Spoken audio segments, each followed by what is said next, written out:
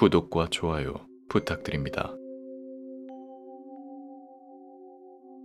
체험 실화괴담. 창문 앞에 매달린 인형. 27살에 대학을 졸업하고 취업을 준비하고 있는 취준생입니다. 27년을 살면서 귀신 따위는 전혀 믿지도 않았고 존재 자체를 거부하며 살아왔습니다. 공포영화는 무서워서 보지도 못하고 눈을 가려야만 겨우 보고 있습니다.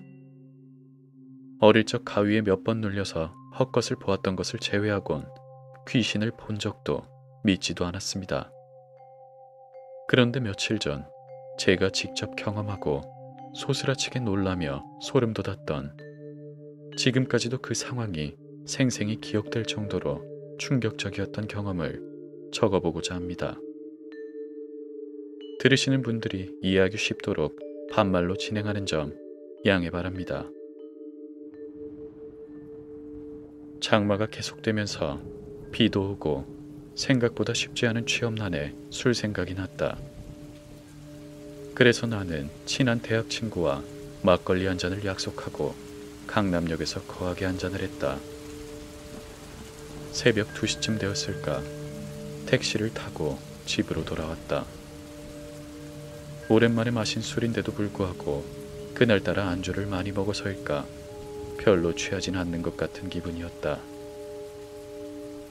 집이 1층인지라 비가 며칠 내내 와서 집안은 정말 말 그대로 찜통과 스팸이었다. 그렇게 샤워를 하고 침대에 누워 잠을 청했는데 몇 시간이 흘렀을까 눈이 떠지면서 잠이 확 깨버렸다. 마치 중요한 시험을 앞둔 첫날 밤 잠을 자면 아무리 잠을 적게 자도 눈이 저절로 떠지는, 평소에 잠을 자다 일어날 때와는 차원이 다른 느낌이었다. 잠이 넘어온다, 피곤하다 라는 느낌은 전혀 없었고 말똥말똥한 상태였다. 그렇게 눈이 번뜩 떠지고 침대 머리맡에 놓은 휴대폰을 켜서 보았더니 새벽 4시를 조금 넘어서고 있었다. 나는 잠이 많고 평소 잠을 자면 누가 어버가도 모를 정도로 이렇게 잠을 자다 도중에 눈이 떠지는 일은 드물었다. 그렇게 다시 자야겠다 생각하고 휴대폰을 머리맡에 두고 천장을 잠시 쳐다보았는데 갑자기 정수리까지 소름이 돋기 시작하면서 등 뒤로 그 소름이 퍼지는 것이었다. 이상하다 라는 느낌과 함께 상체를 일으켜 침대에 앉아 뒤를 돌아보았다. 참고로 위에서 바라본 모습으로 내 방의 형태를 설명하자면 우측 상단에 방문이 있고 좌측 상단에 옷장이 있고 좌측 하단에는 침대가 있다. 그리고 침대의 머리 쪽에 해당하는 벽면은 작은 창문이 아닌 전체가 통유리로 되어 있는 벽 전체가 창문인 구조였다.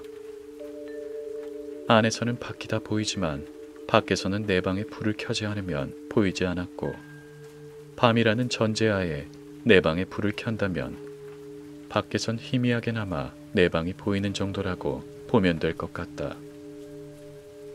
그렇게 갑자기 소름이 돋으며 이상한 느낌은 처음이었고, 순간 공포에 침대 위에 앉은 상태에서 창문 쪽을 돌아보는 순간 사람이 기절할 수도 있겠구나 라는 느낌이 들 정도로 소스라치게 놀랄 수밖에 없었다. 집이 1층이라 내 방 쪽 창문 밖으론 아파트 바깥이었고 창문 바로 앞엔 단풍나무 한 그루만 있었는데 뒤를 돌아 창문을 보는 순간 누군가 나를 큰 눈으로 쳐다보며 서 있었다. 내 방은 현재 불이 꺼져 어두운 상태였고 내 방 바깥은 지하주차장으로 들어가는 입구가 있어 가로등이 하나 켜져 있었는데 내 방 바로 앞 나무 옆에 서서 있는 사람 뒤로 가로등이 있는 상태라 그 사람의 형태만 보였고 나머지는 검게 보이는 상황이었다. 그냥 누가 서 있다 라는 정도만 알 수 있었다. 정말 그 순간 너무 놀라 아무 소리도 입 밖으로 나오지 않았고 완전히 몸이 굳은 상태. 그놈은 창문 밖 바로 나무 옆에서 날 쳐다보며 서 있는데 내가 어떻게 해야 할지, 저것이 사람인지 아니면 사람 형태의 다른 걸 내가 착각하고 있는 건지 오만 생각이 1초도 안 되는 순간에 스쳐 지나갔다. 하지만 현실은 내 입도 몸도 얼어 있었다. 그놈은 일체의 흔들림 없이 내 방을 향해 서 있었고 난 그놈의 얼굴이며 무엇을 입었는지 아무것도 보이지 않았다. 바깥의 가로등에 비춰진 그놈 몸의 형태만 알아차릴 수 있었고 키가 좀 작은 사람의 형태라는 것, 그 정도만 알 수 있었다. 그런데 서 있는 그 녀석 뒤로 지하주차장으로 들어가는 입구 가로등 바로 아래에서 담배를 피우는 누군가 한 명이 또 서 있었다. 확실한 건 그놈이 담배를 물고 있었다는 것과 내 방 쪽을 향해 있었다는 것. 그렇게 내 방 창문 바로 앞에 나무 옆에 서서 쳐다보고 있는 얼굴이 안 보이는 녀석 한 명과 저 멀리 떨어져 가로등 아래서 담배를 피우며 쳐다보고 있는 녀석 한 명. 그 녀석의 담배 불빛을 확실히 기억했던 터라 그놈이 서 있던 그 모습을 아직도 잊을 수 없고 생각만 하면 지금도 소름이 돋는다. 다시 생각해보면 지금까지 얘기한 모든 것을 알아채고 생각하고 보고 느낀 것은 통틀어 5초도 안 되는 순간이었던 것 같다. 하지만 당시에는 그 순간이 정말 길게 느껴졌고 그렇게 길게 느껴졌다는 건 내가 그 순간에 얼마나 공포를 느끼고 있었는지 알 수 있었다. 집이 더워 내 방, 동생 방, 부모님 방, 방이란 방의 문은 다 열고 자던 터라 소리를 질러 부모님을 깨우고 싶었는데 소리를 지르면 내 방 바로 앞에 있는 그놈과 가로등 아래에 있는 그놈이 어떻게 할지 몰라 너무 공포스러웠다. 물론 내 방과 그놈들 사이에는 창문이 있었지만 그 공포를 느끼고 있던 순간엔 그런 것은 생각할 수 없었고 단지 내가 소리를 지르면 그놈들이 어떤 짓을 할지 단순한 공포심만이 들었다. 제3자의 입장에서 이 상황이 바보 같고 우스울진 모르겠지만 직접 이런 상황을 겪어보았다면 그렇게 생각할 수 없을 것이다. 그렇게 내 방 창문 바로 앞에 서 있는 그놈을 다시 쳐다보았는데 뭔가 사람이 아니라는 느낌이 들었다. 자세히 보니 사람은 아니라고 생각되었던 것이 머리 크기에 비해 어깨가 상당히 좁았고 다리 또한 서 있는 다리라는 느낌이 들지 않았고 어딘가에 대롱대롱 매달려 있는 다리로 보였다. 짧은 시간이었지만 머리에 스치는 것은 인형이다 라는 생각이었다. 정말 인형이 그렇게 무섭게 느껴보긴 처음이었고 또 이게 정말 내가 판단한 대로 인형인지도 확신이 들지 않았고 그렇게 행동과 시선은 그들을 향해 있는 상태에서 침대에서 일어나 뒷걸음질 쳤다. 정말 소리를 지르고 싶었지만 숨소리조차 나오지 않았다. 그렇게 내 방문 앞까지 가서 아버지를 있는 힘껏 불렀지만 소리를 지른다는 수준도 아니었고 그냥 바로 앞에 있는 아버지를 부르는 수준의 목소리밖에 나오지 않았다. 내 방문 앞에 서서 몇 번이고 불렀는지 모르겠다. 차마 등을 돌려 부모님 방으로 가지는 못하겠고 왠지 그들을 쳐다보고 있지 않으면 안 될 것 같다는 생각에 시선은 창문 쪽을 고정한 채 문 앞에 서서 수십 번은 불렀던 것 같다. 그렇게 겨우 아버지가 깨셔서 새벽에 뭐하냐며 짜증을 내시며 내 방 쪽으로 오셨고 내 방문 쪽으로 오시는 순간 뭐야 저거 하시면서 내 어깨를 잡았는데 안도가 되어서일까 아니면 무엇 때문이었을까 다리가 풀려 주저앉아 버렸다. 아버지께서는 뭐야 저거라고 말씀과 동시에 뭔가 이상하다라는 느낌을 받으셨는지 내 방에 불을 켜셨고 그 순간 기절할 것 같았다. 내 방 창문 바로 앞에 있는 나무에 그 인형이 걸려 있었고 내 방에 불을 켜니 인형의 모습이 바로 보였다. 내 키의 3분의 2만한 크기의 인형이었고, 인형이라고 하면 동물 형상의 인형이 대부분이겠지만 그렇게 소름 끼치게 생기고 사람처럼 생긴 인형은 처음 본 것 같고, 지금도 그 인형의 모습이 생생하게 기억된다. 반팔에 파란색 줄무늬 티셔츠를 입고 있었고, 파란 바지와 웃고 있는 남자아이 얼굴의 인형이었다. 사람처럼 눈도 있었고 입은 웃는 모양이었는데, 영화 배트맨에 나오는 조커의 그 큰 입, 딱 그 모양이었다. 노끈으로 그 인형의 목을 감아 나뭇가지 위에 매달아 마치 서 있는 듯 내 방 쪽을 향해 서 있도록 보이게끔 해놓은 것이었다. 그렇게 내 방에 불을 켜고 인형을 보시고는 놀란 아버지도 뭔가 이상하다라는 느낌을 받으셨는지 냅다 현관 쪽으로 나가셨고, 그제서야 나도 현관 쪽으로 아버지 골프채를 하나 들고 뛰어나갔다. 웬만큼 소름은 돋으면 잠깐 동안이고 사라지는데, 밖에 나가서 그 인형을 볼 때까지도 온몸에 소름이 남아 있었다. 아버지는 나가시자마자 내 방 창문 쪽 나무로 가셨고, 나는 그것보다 저 멀리 서서 담배를 피우던 그 놈을 찾고 싶었다. 골프채 하나 들었다고 조금 용기가 생겨서였을까?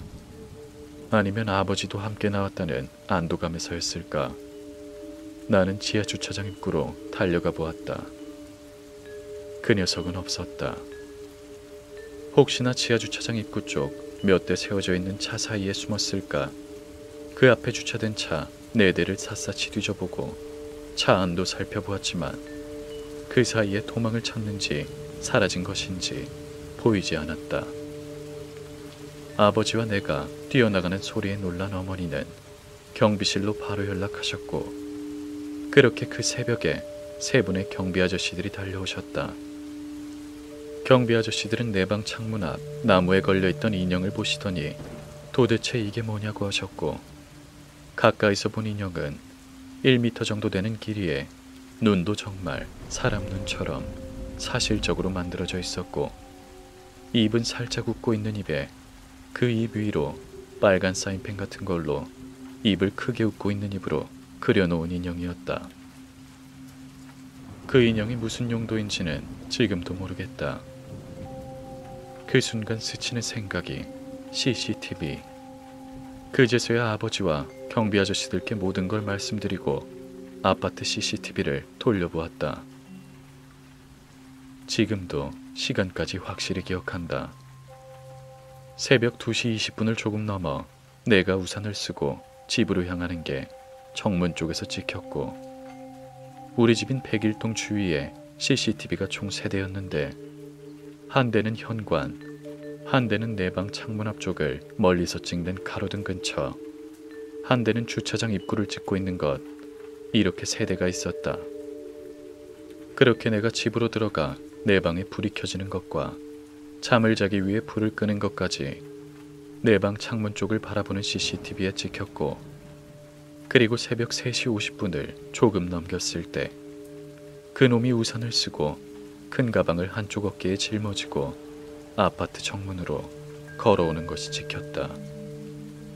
CCTV로 따라가면서 보니 내 방 바깥쪽 지하주차장 입구 앞에 세워진 차 뒤에서 우산을 쓰고 서서 담배를 연달아 3개를 피우는 것이 찍혔다.